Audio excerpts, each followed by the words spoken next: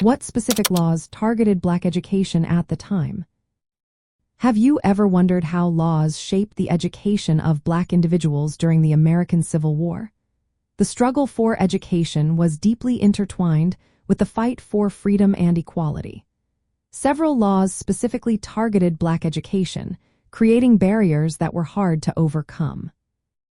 Before the Civil War, many Southern states enacted anti-literacy laws.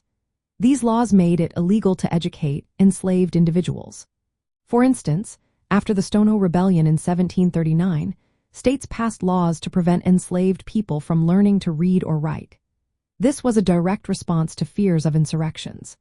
The laws became stricter after events like Nat Turner's uprising in 1831, as authorities sought to limit access to education even more. After the Civil War, the situation did not improve much for Black education. The Black Codes, established in 1865, restricted the rights of Black people in many Southern states. These codes limited educational opportunities and often resulted in schools for Black children being underfunded or completely inaccessible.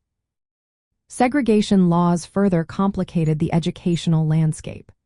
The Plessy v. Ferguson decision in 1896 legalized segregation in public facilities, including schools. This ruling allowed for the separation of Black children into overcrowded and poorly funded schools, which were often miles away from their homes. In the northern states, although laws prohibited segregation in public schools, segregation still occurred in practice. This was often achieved through racially manipulated school district boundaries, which kept Black children in separate and unequal educational environments.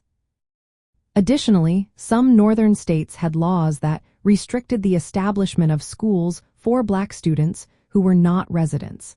This was part of a broader resistance to educating Black individuals, making it even harder for them to gain access to quality education.